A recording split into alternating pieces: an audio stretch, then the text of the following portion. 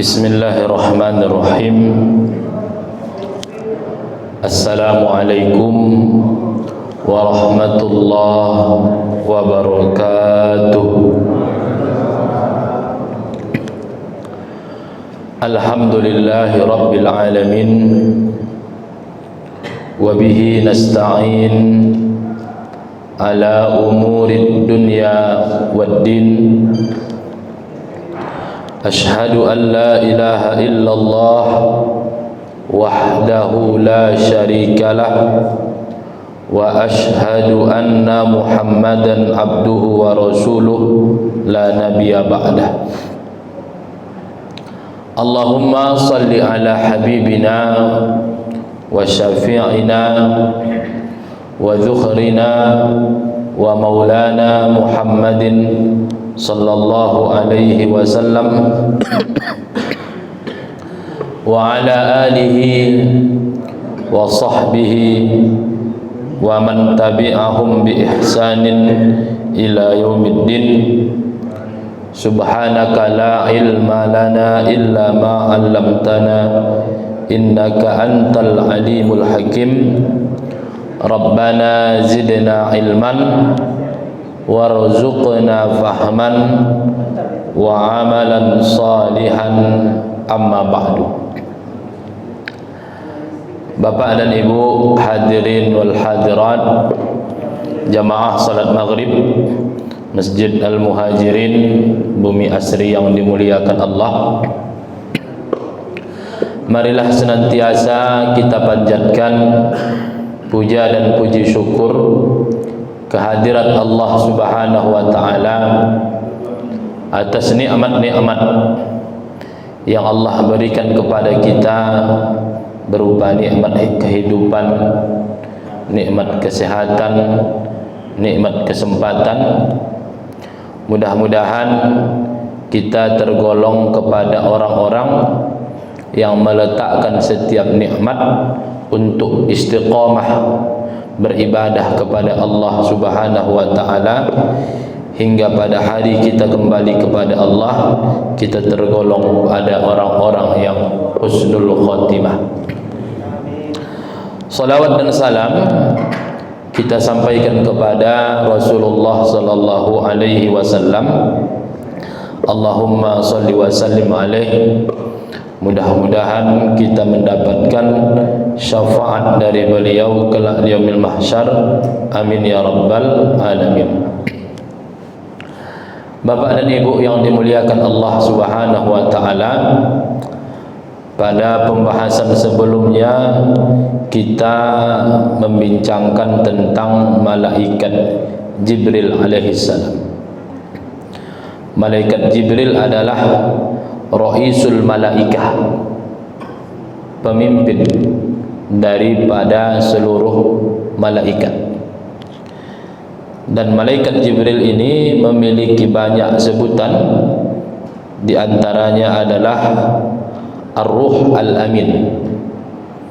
Ar-Ruh Al-Amin kemudian disebut juga dengan Ruhul Qudus.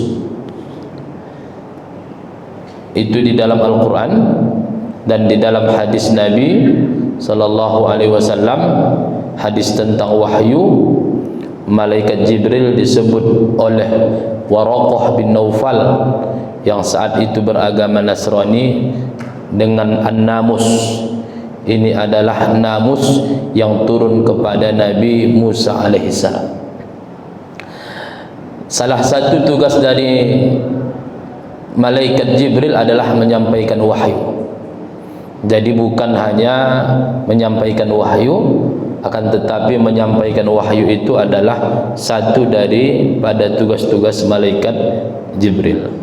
Dan kita juga telah sampaikan pada pembahasan sebelumnya bahwa malaikat Jibril akan datang kepada orang yang sakratul maut dan ia selalu menjaga wudu'nya, selalu menjaga kesuciannya dalam kehidupan sehari-harinya.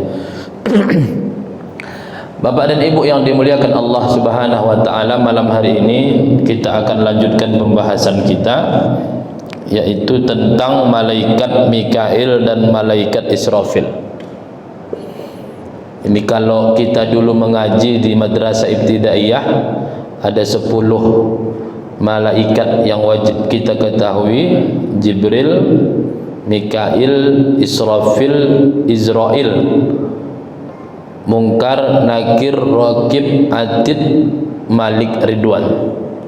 Jadi malaikat Mikail yang kedua dan malaikat Israfil ini yang ketiga. Nah, Bapak dan Ibu yang dimuliakan Allah, malaikat yang menyampaikan wahyu itu malaikat Jibril. Jadi malaikat Jibril ini satu. Yang kedua yaitu malaikat Mikail.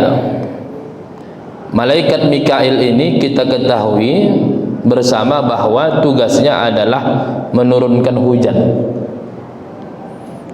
Menurunkan hujan. Malaikat Mikail ini sosoknya satu malaikat, tetapi dia memiliki banyak anggota lah, istilah tentara-tentaranya banyak. Jadi malaikat-malaikat yang berurusan dengan masalah hujan ini banyak, tetapi pemimpin mereka adalah malaikat Mikail. Dan kemarin juga sudah kita bahas bahwa Mikail itu diambil dari dua kata, Mika sama Il. Mika artinya abdun, hamba, dan Il itu artinya Allah. Jadi Mikail adalah hamba Allah. Bapak dan Ibu yang dimuliakan Allah, nama malaikat Mikail ini itu terdapat dalam Al-Quran sebagaimana nama malaikat Jibril. Tapi kalau malaikat Israfil itu tak dapat dalam Al-Quran namanya, tetapi menunjukkan tugasnya nanti ada. Jadi kalau malaikat Jibril ada di dalam Al-Quran namanya, malaikat Mikail pun ada namanya di dalam Al-Quran.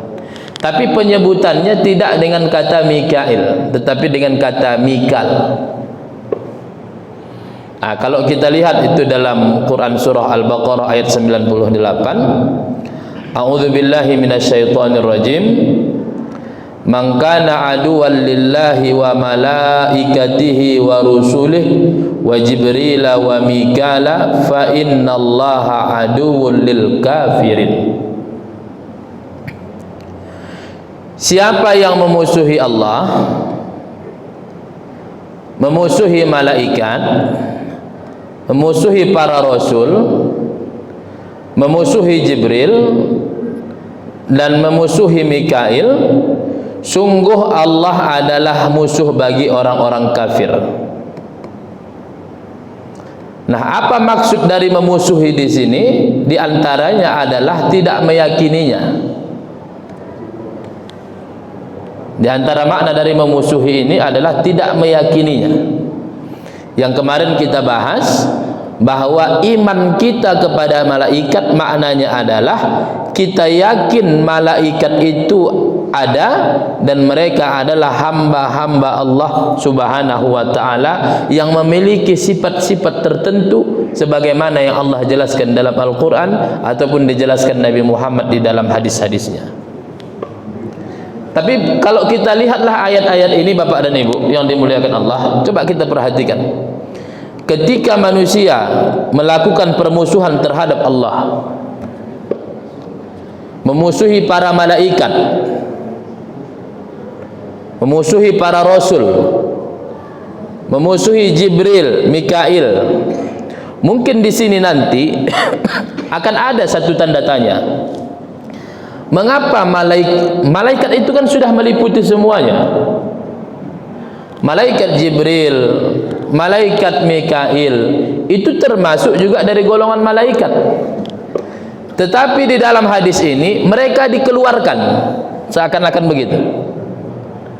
Kalau dalam bahasa Arab nanti ada istilahnya mengatopkan, mengikutkan sesuatu yang umum kepada yang khusus. Ada yang mengikutkan sesuatu yang khusus kepada yang umum. Nah, malaikat umum dia diatopkan kepada yang khusus, Jibril, Mikail, menunjukkan dua ini adalah malaikat yang agung. Maka dikeluarkan dia. Dalam bahasa Arab ini tidak dikeluarkan namanya, hanya diatopkan istilahnya.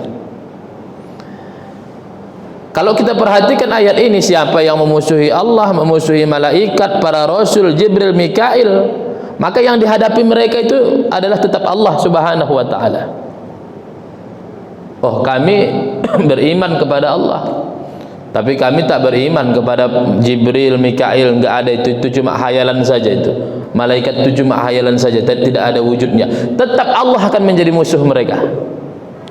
Karena iman kita yang 6 itu adalah satu kesatuan. Beriman kepada Allah, para malaikat, kitab-kitab, para rasul, hari akhir, qadar yang baik dan yang buruk. Itu iman kita. Tidak sempurna iman kita, tak sah iman kita ketika kita mengingkari satu dari yang 6 itu. Nah, Bapak dan Ibu yang dimuliakan Allah Subhanahu wa ta'ala, maka Mikal ini itulah dia malaikat Mikail. Makanya di dalam kitab ini ada kitab Jala'ul Afham Syarah Aqidatil Awam. Ini pelajaran yang disyarah oleh Said Muhammad bin Alawi bin Abbas Al-Maliki Al-Makki Al-Hasani. Beliau di sini menyebutkan ketika membahas nabi malaikat yang kedua, Mikalu dalam kurung Mikailu. Jadi Mikal itu adalah malaikat Mikail. Apa tugasnya? Wa huwa muwakkalun bil amtar wal bihar wal anhar wal arzaq. Jadi Syekh Muhammad bin Alawi bin Abbas Al-Maliki Al-Makki Al-Hasani mengatakan dalam kitab ini bahwasanya malaikat Mikail ini ditugaskan oleh Allah untuk mengurus, wa huwa muwakkalun bil amtar, dia adalah malaikat yang bertugas mengurus hujan, wal bihar, mengurus juga laut, wal anhar, mengurus juga sungai, wal arzaq, mengurus juga rezeki-rezeki. Nah, jadi bukan hanya hujan saja. Kalau kita lihat di sini, jadi para malaikat Mikail ini ditugaskan untuk masalah rezeki. Dan salah satu sumber rezeki, jalan rezeki manusia itu adalah air. Wa ja'alna minal ma'i kulla syai'in hayy. Dan kami jadikan dari air segala sesuatu itu hidup. Kalau tidak ada air, maka sumber air kita ini ada yang disebut dengan air hujan, ada air laut, ada air sungai, dan kemudian ditutup dengan malaikat Mikail juga ditugaskan untuk terkait dengan masalah rezeki. Bapak dan Ibu yang dimuliakan Allah Subhanahu wa ta'ala, maka turunnya hujan itu sudah diatur oleh malaikat Mikail. Itu sudah diatur. Makanya ketika kita lah misalnya ada menggali sumur, udah diambil berapa tempat, belum dapat juga airnya. Berarti belum kita disampaikan malaikat Mikail kepada kita air itu. Tapi ada orang sekali gali sudah ada. Maka saya teringat dengan kisahnya Siti Hajar bersama anaknya Nabi Ismail alaihissalam ketika dia sibuk untuk mencari air, berlari dari bukit Sofa ke bukit Marwa. Itulah ikhtiar manusia. Kita diperintahkan Allah untuk berikhtiar, sedangkan hasilnya itu adalah keputusan Allah. Maka ternyata air itu dikeluarkan itu dari hentakan kaki Nabi Sulaiman yang masih bayi saat itu. Itulah yang sekarang kita kenal dengan air Zam-Zam. Itu yang kita kenal dengan air Zam-Zam. Maka dalam kitab At-Taqrir As-Sadidah, Bapak dan Ibu, ini kalau saya tak lupa ini, air Zam-Zam itu adalah air yang paling mulia, sehingga ada satu fadilah meminum air Zam-Zam, ma'u Zam-Zam lima syuriba lahu. Air Zam-Zam itu tergantung dengan apa kita niatkan meminumnya. Maka banyak para ulama kita kalau minum air Zam-Zam itu banyak permintaan mereka. Ulama ketika minum mereka berdoa, ya Allah sampaikanlah aku ke derajat si fulan, sampaikanlah aku ke derajat si fulan. Cuma dalam kitab At-Taqrir As-Sadidah itu ada air yang lebih mulia lagi daripada air Zam-Zam, yaitu air yang pernah keluar dari jari-jari Nabi Muhammad sallallahu alaihi wasallam. Air yang keluar dari jari-jari Nabi Muhammad sallallahu alaihi wasallam. Jadi segala urusan air yang merupakan jalan kehidupan manusia itu diaturkan oleh malaikat Mikail. Tentunya itu berdasarkan perintah dari Allah Subhanahu wa taala.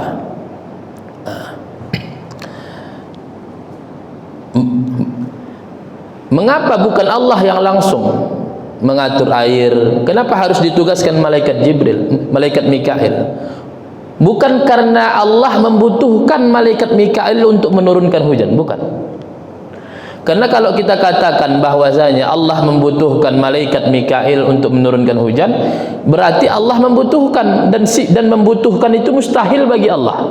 Karena salah satu sifat Allah adalah qiyamuhu binafsihi. Maka ketika Allah menjadikan malaikat Mikail untuk menurunkan hujan, menurunkan rezeki, mengatur yang terkait dengan air, maka semua itu dikarenakan ada hikmah yang ingin diberikan Allah agar diketahui manusia. Jadi bukan ketergantungan Allah kepada malaikat Mikail, tapi ada hikmah di balik itu semua. Makanya Bapak dan Ibu yang dimuliakan Allah, kalau kita kaji ilmu tauhidnya, Allah itu berbuat tidak melalui sebab. Maka ketika kita selalu mengartikan wa ma khalaqtul jinna wal insa illa liya'budun, tidaklah aku ciptakan jin dan manusia kecuali untuk menyembahku, ada kata untuk, jadi seakan-akan ada maksud dari penciptaan itu. Tapi kalau kita lihat kepada buku-buku ulama kita, itu selalu dimaksudkan dengan untuk itu adalah hikmah. Maka Allah ciptakan jin dan manusia, hikmahnya adalah manusia itu beribadah kepada Allah Subhanahu wa taala. Nah, karena air ini adalah sesuatu hal yang sangat penting di dalam kehidupan manusia, sampai dulu negeri Mesir itu pernah sungai Nil itu kering, Bapak dan Ibu. Udah kering sungai Nil di Mesir, itu dari mana lagi sumber mereka itu? Orang Mesir itu Bapak dan Ibu semuanya dari air Nil. Air minumnya itu air Nil. Kalau itu sudah kering, makanya dulu pernah diriwayatkan itu pernah kering, diadukanlah kepada Umar bin Khattab. Udah Umar bin Khattab, itulah karomah itu, menuliskan surat untuk dibacakan di sungai Nil sana. Udah sungai Nilnya mengalir airnya, Bapak dan Ibu. Nah, itu salah satu karomahnya sahabat Nabi Umar bin Khattab. Jadi malaikat Jibril menyampaikan wahyu, kemudian malaikat Mikail untuk urusan rezeki. Nah, maka Bapak dan Ibu yang dimuliakan Allah, maka rezeki kita tidak akan pernah tertukar. Nah, jadi rezeki kita tidak akan pernah tertukar. Tetapi ketika orang lain mengambil rezeki orang lain, bisa, maka itulah yang nanti ada hukuman yang besar, potong tangan dan lain sebagainya. Nah, Bapak dan Ibu yang dimuliakan Allah, baru kedua malaikat Israfil. Malaikat Israfil ini sebagaimana yang saya sampaikan tadi, namanya Israfil itu tidak terdapat dalam Al-Quran. Lalu dari mana kita mendapatkan nama Israfil ini? Ada dalam hadis Nabi sallallahu alaihi wasallam. Tadi saya mencoba untuk menceknya langsung di dalam kitab hadis, adalah di dalam kitab Sunan An-Nasai. Di dalam Sunan An-Nasai hadisnya sahih, dari Aisyah radhiyallahu anha bahwasanya Nabi Muhammad sallallahu alaihi wasallam pernah berdoa. Ini doanya Nabi Muhammad sallallahu alaihi wasallam, Bapak dan Ibu. Tentunya doa ini bisa kita contoh. Apa kata Nabi Muhammad sallallahu alaihi wasallam? Ya Rabba Jibril wa Mikala. Wahai Tuhan Jibril dan Tuhan Mikail. Wa Rabba Israfil, dan Tuhan malaikat Israfil. Nah, jadi doa ini terdapat dalam kitab Sunan An-Nasai. Hadisnya hadis sahih, diceritakan oleh Aisyah radhiyallahu anha, doa Nabi Muhammad sallallahu alaihi wasallam. Ya Jibril wa Mikala, wahai ya Rabb Jibril wa Mikala, wahai Tuhan malaikat Jibril dan malaikat Mikail. Wa Rabb Israfil, disebutkan namanya dengan jelas Bapak dan Ibu, hadis sahih. Wa Rabb Israfil, dan Tuhan malaikat Israfil. Inni a'udzu bika, sesungguhnya aku, kata Nabi Muhammad, meminta perlindungan kepadamu ya Allah. Ya Allah, Tuhannya malaikat Jibril, Tuhannya malaikat Mikail, Tuhannya malaikat Israfil. Inni a'udzu bika, sesungguhnya aku berlindung kepadamu, min harri an-nar wa min adzabil qabr, dari panasnya api neraka dan dari azab kubur. Bapak dan Ibu, Nabi Muhammad tuh dialah pemegang kunci surga. Dia tak akan merasakan panasnya api neraka. Jangankan dia, ada umat Nabi Muhammad yang tidak merasakan fitnah kubur, apalagi beliau. Tapi beliau tetap berdoa seperti itu. Artinya doa itu diajarkan Nabi untuk kita. Kalau Nabi tidak akan merasakan panasnya api neraka, azab kubur nggak akan merasakan. Maka ketika Nabi Muhammad berdoa seperti itu, maka doa itu sebenarnya pelajaran untuk kita amalkan. Jadi kalau bahasanya mudah sekali Bapak dan Ibu untuk menghafalnya. Ya Rabba Jibril wa Mikala wa ya Rabba Israfila, inni a'udzu bika min harrin nari wa min adzabil qabr. Wahai Tuhan Jibril, Tuhan Mikail, Tuhan Israfil, sesungguhnya aku berlindung kepadamu dari panasnya api neraka dan seramnya fitnah kubur. Nah, itu yang diajarkan oleh Nabi Muhammad sallallahu alaihi wasallam. Nah, adapun di dalam Al-Qur'an Bapak dan Ibu, ada menceritakan dalam Al-Qur'an tentang peniupan sangkakala, di mana kita selalu menyebut malaikat Israfil ini tugasnya adalah meniup sangkakala. Maka kemarin ketika kita dulu pernah mengkaji Al-Asma Al-Husna, kalau tidak salah, kita pernah membahas, kita singgung sedikit bahwasanya bumi ini itu ya di ujung dari sangkakala itu. Kalau ditiupkan, nah kita lah duluan hancur. Berapa besarlah itu sangkakalanya itu. Nah, di dalam Al-Quran, Quran surah Zumar ayat 68, Allah Ta'ala berfirman, wa nufikha fis suri fasa'iqa man fis samawati wa man fil ard illa man syaa Allah thumma nufikha fihi ukhra fa idzahum qiyamun yanzurun.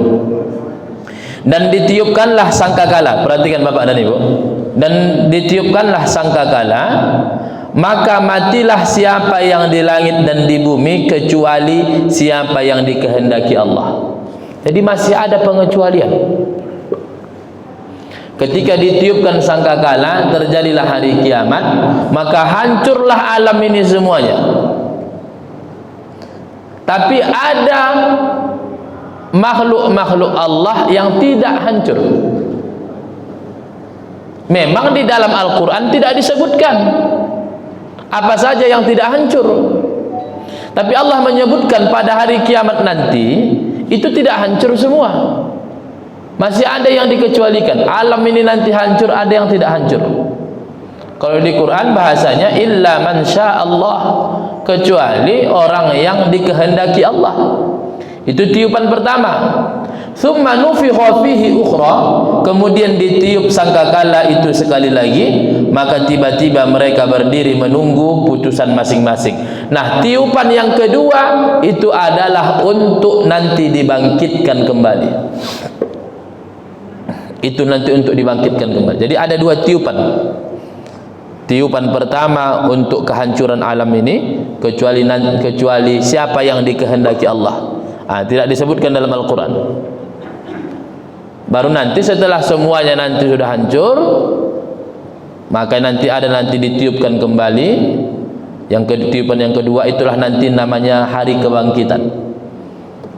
Hari kebangkitan yang pertama kali nanti keluar dari kubur itu adalah Nabi Muhammad sallallahu alaihi wasallam. Maka itulah nanti bangkit baru digiring ke padang mahsyar yang sudah pernah kita bahas dahulu. Nah, Bapak dan Ibu yang dimuliakan Allah, maka ulama kita mencoba mencari apa saja yang tidak hancur pada hari kiamat itu. Ini dulu pernah kita singgung sedikit, kita ulang. Apa saja yang tidak hancur nanti ketika pada terjadinya hari kiamat, maka ulama tauhid mereka kajilah dari segi dalil-dalil, maka ada 7 yang tak hancur Bapak dan Ibu. Ada 7 nanti yang tidak hancur ketika hari kiamat. Yang pertama adalah al-jannatu wan nar. Surga dan neraka tidak akan hancur. Itu artinya surga dan neraka sebagaimana kita kaji dahulu itu sudah ada sekarang. Bahkan dari dulu sudah ada. Dan ketika terjadi hari kiamat, surga dan neraka ini tidak hancur. Mengapa surga dan neraka ini tidak hancur? Bukan karena dia kekal, tapi Allah yang menginginkan dia tidak hancur. Jadi semua ini kembali kepada kehendak Allah. Maka tidak bisa kita samakan kekekalan Allah dengan ketidakhancuran surga dan neraka. Tidak bisa. Maka dulu pernah saya sampaikan Bapak dan Ibu, wujud itu ada 4. Itu Imam Nawawi Al-Bantani mengatakan wujud itu ada 4. Wujud yang tak punya awal, tak punya akhir, itu cuma Allah. Ada wujud yang tak punya awal tapi punya akhir, itu adalah zaman azali. Ada wujud yang dia punya awal dan dia punya akhir. Inilah bebatuan-batuan yang ada di dunia ini, dia punya awal dan punya akhir. Kemudian ada dia wujud, dia punya awal tak punya akhir. Itulah diantaranya adalah surga dan neraka. Dia ada awalnya tapi tak ada akhir. Tapi ketiadaan akhirnya bukan karena dia yang mampu membuatnya begitu, tapi karena Allah yang menghendakinya. Maka al-jannatu wan nar, surga dan neraka itu tidak hancur. Jadi sekarang surga dan neraka sudah ada, dan nanti ketika hari kiamat terjadi dia pun tidak hancur. Itu 1. Tadi berapa saya bilang Pak? 7 Pak. Ini mudah-mudahan tak lupa lah 7 ini. Kadang mengurutkan yang 7 ini yang payah. 7. Baru yang kedua adalah al-qalam. Al-qalam ini kalau dalam bahasa Arab diterjemahkan ke bahasa Indonesia pulpen. Dulu juga pernah kita bahas. Apa makhluk Allah yang pertama? Ikhtilaf ulama. Ada mengatakan makhluk pertama aras, ada mengatakan air, ada mengatakan qalam, tapi banyak pendapat yang mengatakan makhluk pertama adalah qalam. Itulah yang nanti diperintahkan Allah untuk menuliskan perjalanan hidup manusia ini. Jadi al-qalam ini tidak hancur. Kemudian yang ketiga yang tidak hancur adalah arash. A'zamu khalqillah. Makhluk Allah yang paling besar itu adalah arash. Disinilah nanti banyak perdebatan di tengah-tengah masyarakat yang memaknai Allah istawa alal arash. Ada yang memaknai Allah berada di atas aras. Ada juga mengatakan Allah di langit. Tapi ahli sunnah wal jamaah mengatakan Allah itu tidak bertempat. Jadi ketika mengatakan Allah istawa alal arash, itu bukan artinya Allah bertempat di arash. Karena sebelum arash pun ada, Allah sudah ada.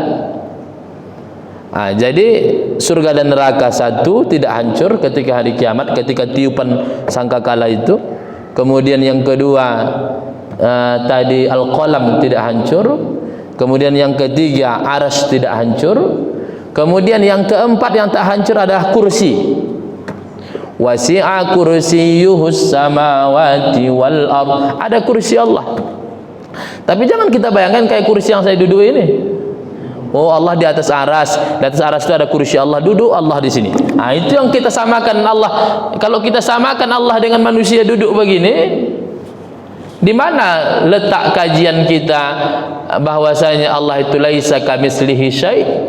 Allah itu tak sama dengan makhluk. Mukhalafatuhu lil hawadis. Allah itu berbeda dengan makhluk. Maka ditakwilkanlah kadang. Bapak dan Ibu yang dimuliakan Allah, jadi udah berapa Bapak dan Ibu? 4. Saya kira udah 5 ini. Payah ngurutkan nih Pak. Jadi yang pertama tadi surga dan neraka, qalam, aras, kemudian kursi, baru lauhun mahfuz. Lauhun mahfuz. Itu tidak juga hancur. Lauh papan mahfuz yang terjaga, disitulah tersimpan semua perjalanan kita sampai akhir nanti. Baru yang keenam adalah ruh tidak hancur. Kenapa? Nanti ketika ditiup sangkakala yang kedua, itu ruhnya balik ke jasad masing-masing. Jadi salah kalau ada orang mengira kita mati, ruh keluar, ruh ini dipakai Allah untuk jasad yang lain. Ruh ini tidak hancur Bapak dan Ibu. Kalau dalam kajian kita sebelumnya itu, ruh ini ketika kita meninggalkan dicabut nyawa. Ruh kemana dicabut? Ke atas. Makanya mata kita naik ke atas semua. Ditunjukkanlah di sana tempat kita nanti. Maka ketika dimandikan, habis itu turun. Ketika dimandikan dibalikkan seperempat. Maka orang dimandikan itu tahu dia. Ketika dikafani dibalikkan separuh. Maka kata Nabi ketika dikafani, cantikkan kafannya, karena mereka akan berjumpa dengan saudara-saudara mereka. Ketika sudah dimasukkan dalam kubur, baru dimasukkan roh semua. Tapi mereka hidup beda dengan hidup kita. Walaupun sudah dimasukkan roh, apa buktinya masukkan roh? Mereka sadar. Ada dalam hadis Nabi bahwasanya mereka mendengar hentakan sandal kita ketika pulang. Dan mereka hidup di dalam kubur. Apa buktinya lagi? Kita ketika masuk ke dalam melewati kuburan, kita disunahkan untuk mengucapkan salam. Assalamualaikum ya ahlal kubur wa inna bikum bilahiqin. Keselamatanlah bagi kalian ahli kubur, sesungguhnya kami akan menyusul kalian. Nanti ketika terjadi hari kiamat, ruh ini tak hancur, jasad saja yang hancur. Ruh tidak hancur karena ruh ini akan kembali ke jasad. Itu yang keenam. Kemudian yang ketujuh, yang tidak hancur adalah tulang ekor kita. Tulang ekor kita tak hancur. Maka dari situlah nanti dikembalikan lagi ke apa kita, penciptaan kita. 7. Jadi 7 inilah Bapak dan Ibu, itu tidak hancur. Bapak dan Ibu yang dimuliakan Allah Subhanahu wa taala. Jadi kalau kita lihatlah bagaimana penjelasan di dalam para ulama kita. Jadi malaikat Israfil ini terus memegang sangkakala itu. Jadi tugas besarnya itu cuma 2 itu. Meniup sangkakala yang pertama, terjadilah hari kiamat, hancurlah semua. Baru tiupan yang kedua, itulah tiupan kebangkitan. Nah, Bapak dan Ibu yang dimuliakan Allah Subhanahu wa taala, inilah mungkin yang dapat saya sampaikan pada malam hari ini. Pembahasan tentang Mikail dan Israfil. Karena pembahasan malaikat Israel kayaknya ini nanti sedikit lebih panjang. Pembahasan malaikat Israel, karena informasi kalau dari riwayat-riwayat ini banyak cerita-cerita tentang malaikat Israel. Tentang malaikat Israel itu banyak dibandingkan cerita malaikat Mikail. Nah, Bapak dan Ibu yang dimuliakan Allah, mungkin itu yang dapat saya sampaikan. Mudah-mudahan bisa menjadi ilmu yang bermanfaat. Allahu a'lam. Astaghfirullahalazim, astaghfirullahalazim, astaghfirullahalazim. Alhamdulillahi Rabbil Alamin, wassalatu wassalamu ala ashrafil anbiya'i wal mursalin wa ala alihi wa sahbihi ajma'in. Allahumma ighfir lana dhunubana wa dhunuba walidina warhamhum kama rabbawna sighara, wa li jami'il muslimina wal muslimat wal mu'minina wal mu'minat al ahya'i منهم والأموات إنك سميع قريب مجيب الدعوات ويا قاضي الحاجات. اللهم اجعل جمعنا هذا جمعا مرحوما وتفرقنا من بعده تفرقا معصوما. ربنا آتنا في الدنيا حسنة وفي الآخرة حسنة وقنا عذاب النار.